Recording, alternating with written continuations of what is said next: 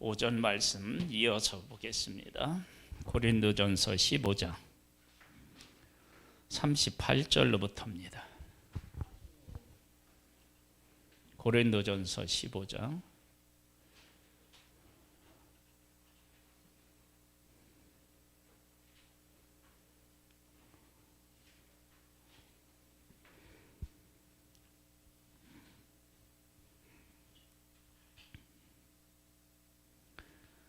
38절입니다.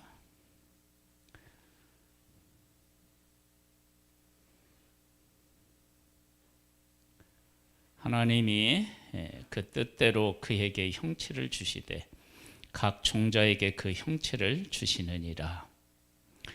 육체는 다 같은 육체가 아니니 하나는 사람의 육체요 하나는 짐승의 육체요 하나는 새의 육체요 하나는 물고기의 육체라. 하늘에 속한 형체도 있고 땅에 속한 형체도 있나니 하늘에 속한 것의 영광이 따로 있고 땅에 속한 것의 영광이 따로 있으니 해의 영광이 다르며 달의 영광이 다르며 별의 영광도 다른데 별과 별의 영광이 다르도다.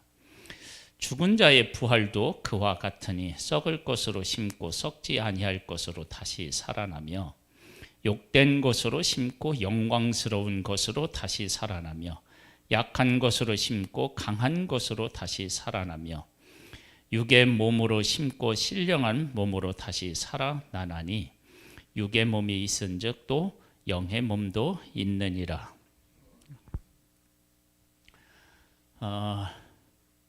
하나님께서 각 형체를 부여하시는 분이 하나님이시라면 예수 그리스도의 생명을 우리에게 주시고 우리를 하나님의 자녀로 만드신 분도 하나님이시다라고 하는 것을 우리가 고백하게 됩니다.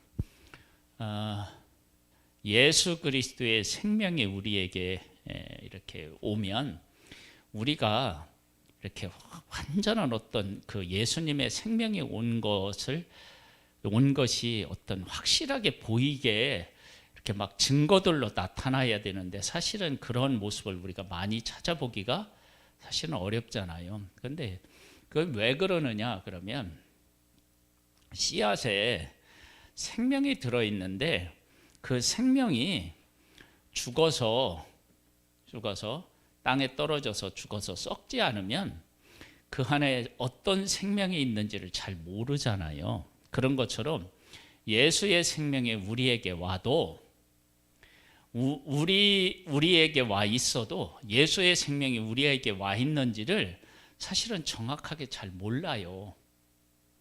언제 확실하게 그게 나타나느냐 그러면 부활 때 돼버리면 확실하게 나타나는 거예요. 우리가 우리에게 어떤 생명이 와 있는지 그때 보면 확실히 나타나는 거예요. 마치 씨앗이 땅에 떨어져서 죽으면 싹이 나오고 그게 자라나면 그게 어떤 씨앗이었는지가 분명하게 드러나는 것처럼 그런 거예요. 그래서 이 땅에 살면서 우리가 예수 그리스도의 생명을 가지고 있지만 우리들이 비밀로 존재하는 경우도 있어요. 그러니까 뭐냐면 예수 믿는 사람이 성경이 얘기하듯이 다 복을 받고 다 형통하고 다 높은 자리에 있으면 사람들이 왜 예수를 믿겠어요? 다 형통하고 높은 자리에 있게려고 예수를 믿겠죠.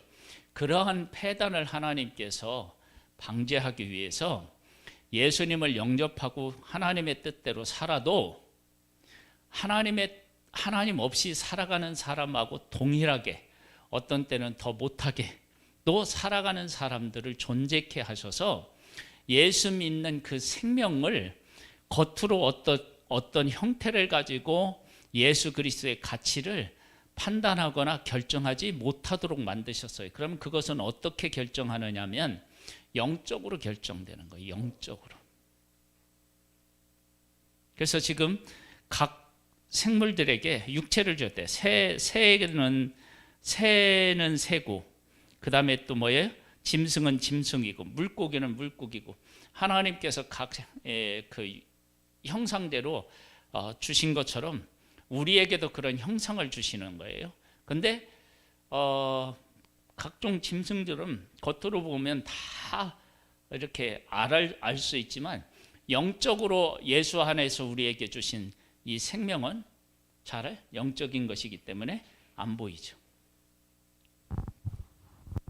자, 45절에 보면요, 기록된 바 첫사람 아담은 생명이 되었다 함과 같이 마지막 아담은 살려주는 영이 되었나니. 즉 뭐냐면 아담으로부터는 우리 이렇게 육신적인 생명을 어떻게 해요?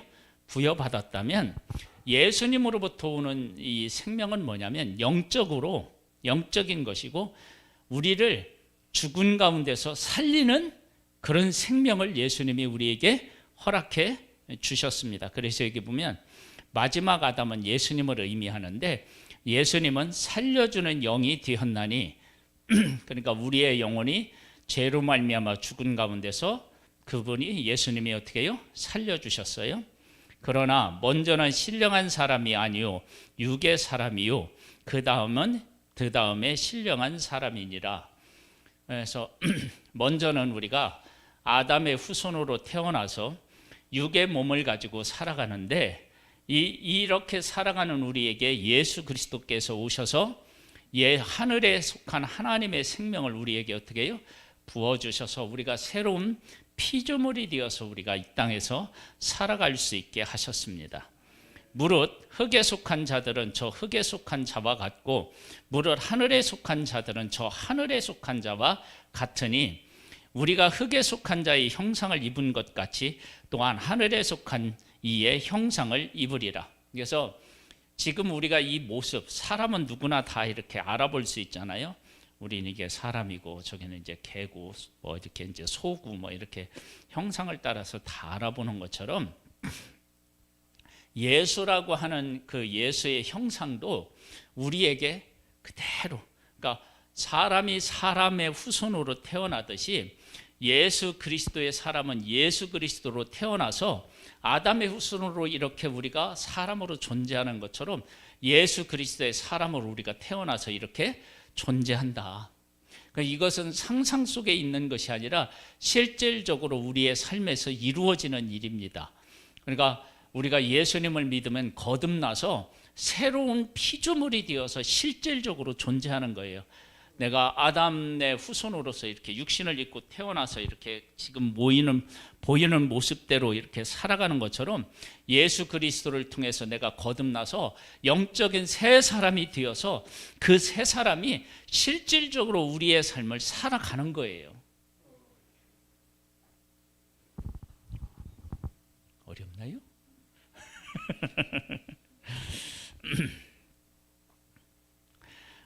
형제들아, 내가 이것을 말하노니 혈과 육은 하나님의 나라를 이어받을 수 없고 또한 썩을 것은 썩지 아니할 것을 유업으로 받지 못하느니라.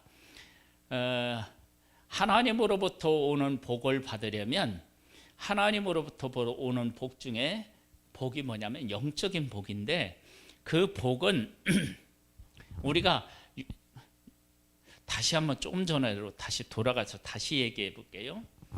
이 얘기를 좀 이해를 하셔야 되는데 이해를 완전히 못 하시는 것 같아서 아담으로부터는 우리가 지금 이렇게 보이는 육신의 몸을 그대로 이렇게 이어받았잖아요. 그것처럼 우리가 예수 그리스도 안에 있으면 예수 그리스도의 모습을 그대로 우리가 이어받아서 태어난다고, 그리고 자라고 그 가운데서 살아가는 거예요. 그러니까 아담의 후손으로 지금 내 육신이 이렇게 사람의 모습으로 이어받아서 태어나서 살아가는 것처럼 예수 그리스도를 믿으면 예수 그리스도 안에서 내가 예수 그리스도를 닮은 형상, 우리가 아담의 형상을 닮아서 모습을 닮아서 이렇게 사람의 모습을 하고 살아가듯이 내가 예수 그리스도를 믿으면 예수 그리스도의 형상을 닮은 나라고 하는 존재가 만들어져서 그 예수 그리스도 안에서 만들어진 나의 모습을 가지고 새로운 피조물을 가지고 내가 살아간다.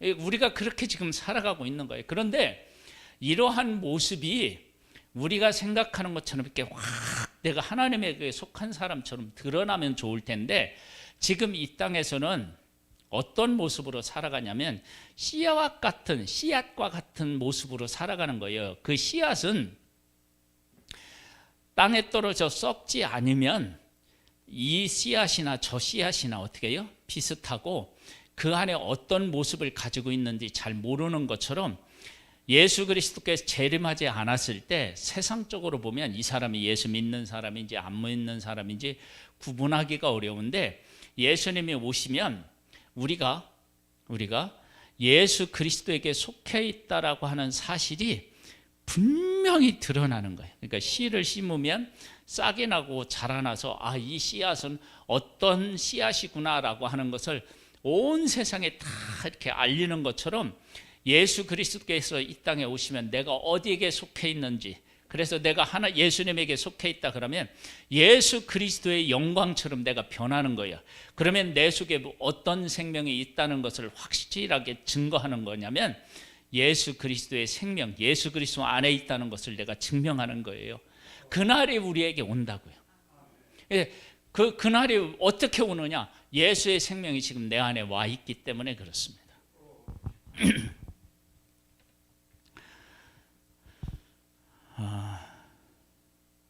50절 다시 보겠습니다. 형제들아, 내가 이것을 말하노니 혈과 육은 하나님의 나라를 이어받을 수 없고 또한 썩을 것은 썩지 아니할 것을 유업으로 받지 못하느니라. 보라, 내가 너희에게 비밀을 말하노니 우리가 다 잠잘 것이 아니요 마지막 나팔의 순식간에 홀연히 다 변화되리니.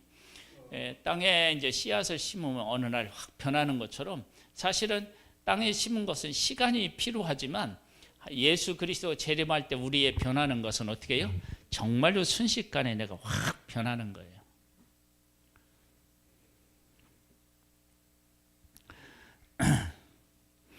어, 52절이요. 나팔 소리가 나매 죽은 자들이 썩지 아니할 것으로 다시 살아나고 우리도 변화되리라.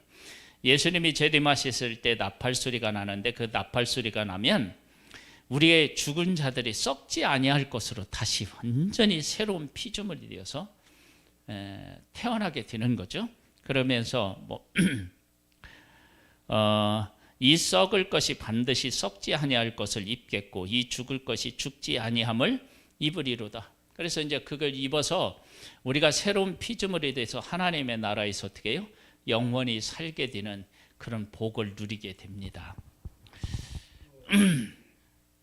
이 썩을 것이 썩지 아니함을 입고 이 죽을 것이 죽지 아니함을 입을 때에는 사망을 삼키고 이기리라고 기록된 말씀이 이루어지리이다. 그렇게 되면 어떻게 되냐? 우리를 죽이는 사망이 우리를 주관하지 못하고 예수 그리스도의 생명이 우리를 주관하고 있다라고 하는 사실이 분명히 드러나서 우리가 죽음으로 가지 아니하고 어떻게 해요? 생명으로 가서 그 생명에 속한 그 모습을 하고 내가 다시 이렇게 태어나는 거예요. 그때는 우리의 모습이 지금의 우리 모습이 아닙니다. 하늘의 영광이 임한 그런 온전한 거룩함의 영광, 그런 영광을 우리가 입는 거예요.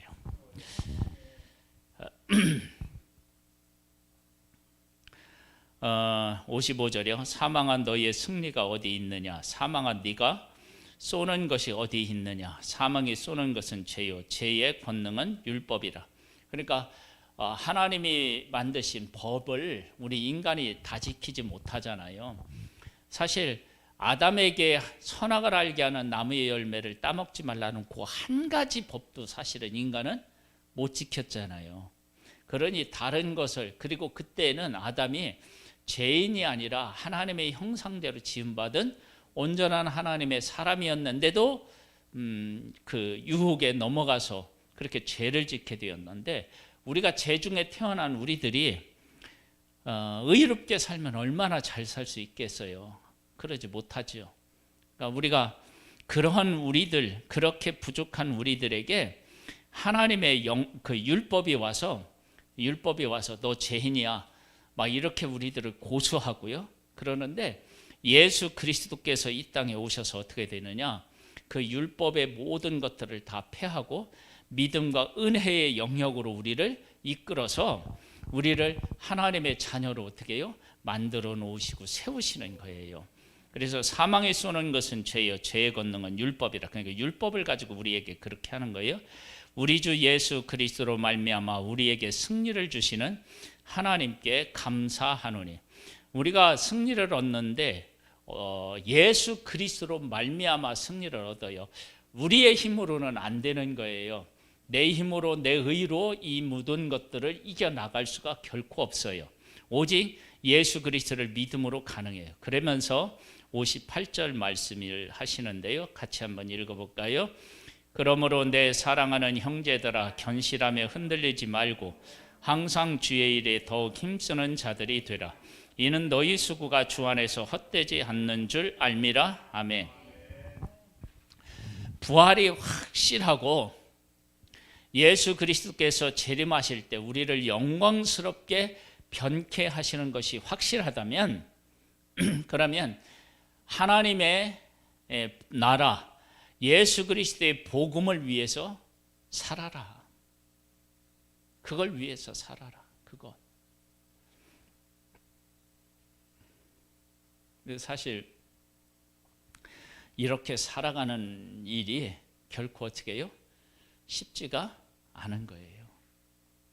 왜냐하면 지금 눈에 보이는 그것들이 현실적이라고 생각하기 때문에 그렇습니다. 그래서 보이는 것들을 자꾸 추구할 수 있게 되는데 이 고린도서 15장에서 우리에게 말씀하시는 것은 부활이 네게 있다. 그러면 부활이 네게 있다면 그 부활을 가장 중요한 것으로 여기고 그 가운데서 살아야 되지 않겠느냐. 그 가운데서 살아가면 어떻게 되느냐, 우리가 주님 안에서 수고한 모든 것들이 결코 헛되지 않고 우리가 수고한 것보다 훨씬 더 영광스러운 것으로 우리에게 갚아주십니다. 그래서 로마서의 8장에 가보면 뭐라고 나왔느냐면 우리가 지금 당하는 고난은 장차 우리에게 올 영광하고 어떻게 해요? 비교할 수 없을 만큼 그 영광스럽다. 그래서 우리가 작은 것으로 우리가 일해도 큰 것으로 받고 속된 것으로 일해도 거룩한 것으로 받는 그런 일들이 예수 그리스도의 부활 안에서, 예수님이 이 땅에 오셨을 때 우리가 이제 공중에 가서 예수님을 만나게 되는데 그때 되면 우리가 무엇을 위해서 살아갔는지가 분명하게 드러난다. 그래서 만약에 우리가 주를 위해 살아가지 않고 내 육신을 위해서 살아갔다 그러면 예수님이 오실 때, 노아 홍수 때는 물로 세상을 심판했는데 예수님이 오실 때는 불로 심판하시잖아요. 왜 불로 심판하시느냐? 성경은 이렇게 얘기해요. 불로 오면은 그 예수 그리스도로 행하지 않은 모든 것들을 다 어떻게 해요? 태워버린대요. 그래서 예수님을 위해서 살아가는 것만 남는데요. 그렇게 하기 위해서 예수님이 오실 때 뭘 하느냐? 불로 세상을 심판하신대요. 그래서 불로 심판해서 예수님이 행하신 건 타지 않고 그냥 남아있고 예수 그리스도의 이름으로 하지 아니하는 모든 것들은 다 불태서 없어지는 거예요. 그러면 그때 되면 내가 예수 그리스도를 내가 믿었고 예수 그리스도 안에 있고 예수 그리스도 안에서 내가 행했다라고 하는 것들이 밝히 드러나게 된다. 그때는 이제 숨길 수가 없어요. 숨길 수가 없어. 만일 씨를 놓고 잘 모르는 사람에게 이것은 이 씨앗은 막 호박씨다 그러는데 호박씨인데 다른 것을 주면서 이것이 호박씨다라고 속일 수 있어요. 그렇죠? 잘 모르면. 그런데 그것이 땅에 심어서 나은 걸 보면, 자라난 것을 보면 이게 이 사람이 나한테 거짓말한 것인지 진실을 말한 것인지 그게 분명하게 드러나서 속일 수가 없잖아요. 그렇죠? 그러한 일들이 우리들 가운데서 일어나게 되니까 너희들은 어떻게 되냐면 흔들리지 말고 항상 주의 일에 더욱 힘쓰는 자들이 되라. 그래서 부활을 믿는 사람은 어떤 삶을 살게 되느냐? 그러면 흔들리지 않고, 그러니까 이제 흔들리지 않고 하나님을 믿는 믿음 안에 견고히 서서 끝까지 그 길을 걷는 사람이 어떤 사람이냐면 부활을 믿는 사람입니다. 그러니까 부활을 믿는 사람들은 어떻게 되냐면 인생을 이렇게 살아가는 게 아니라 정말로 부활을 믿는 믿음을 가지고 바르게 우리가 살아갈 수 있는 거고, 그렇게 살아갈 수 있도록 우리 가운데 계시는 예수 그리스도의 생명이 역사하는 거예요. 부활은 이성적으로는 사실 설명이 불가능하죠. 죽은 사람이 어떻게 살아나느냐. 그런데 그것이 불가능하지만 하나님 안에서는 이것이 얼마든지 가능해요. 왜? 하나님은 창조주시기 때문에 죽은 자를 다시 살릴 수 있어요. 그래서 예수님은 우리의 죄 때문에 죽으시고 우리의 의로우심을 위해서 어떻게 해요? 다시 살아나셨습니다. 그래서 잠자는 첫 열매가 되셨습니다. 그러니까 이제 우리가 예수 그리스도를 믿으면, 그래서 우리들도 첫 열매가 되시는 예수님처럼 변화하여서 공중에서 그분을 만나고 그분을 영접하는 그런 일들이 지금 우리에게 지금 다가오고 있어요. 그럼 우리가 어떻게 살아야 되느냐? 58절에 있는 말씀처럼, 그러므로 내 사랑하는 형제들아, 견실함에 흔들리지 말고 항상 주의 일에 더욱 힘쓰는 자들이더라. 이는 너희의 수고가 주 안에서 헛되지 않는 줄을 알미니라. 이것을 믿고 주의 일에 더욱 힘쓰는 우리 모두가 되기를 주님의 이름으로 축복합니다. 아멘. 할렐루야. 아멘. 하나님 아버지 감사합니다. 우리의 능력이 되시고 우리의 소망이 되시는 하나님을 찬양합니다. 지금은 사람들이 예수 그리스도를 믿는 사람인지 믿지 않는 사람인지 구분할 수 없는 그러한 세상에 살고 있지만, 예수님이 재림하시면 우리가 주님을 위해서 살았는지, 우리가 주께 속해 있는지 그것이 분명히 드러나 알려지게 되어 있습니다. 아버지 하나님, 지금 내가 예수 그리스도 안에서 살아가는데 사람들이 알아주지도 않고, 그리고 사람들로 하여금 때로는 욕도 얻어먹고 손가락질을 당한다 할지라도 주님이 재림하시는 날을 우리가 소망하며 이 모든 것을 참고 승리할 수 있는 우리들이 되기를 소망합니다. 하나님의 성령으로 우리에게 충만히 채워 주시옵소서. 지금은 우리 주 예수 그리스도의 은혜와 하나님 아버지의 독생자를 보내주신 그 크신 사랑하심과 성령님의 교통하시고 감화하시고 이끄시고 승리케 하시는 역사가 예배를 드린 사랑하는 성도들 위해 이제로부터 영원토록 함께 있을지어다. 아멘.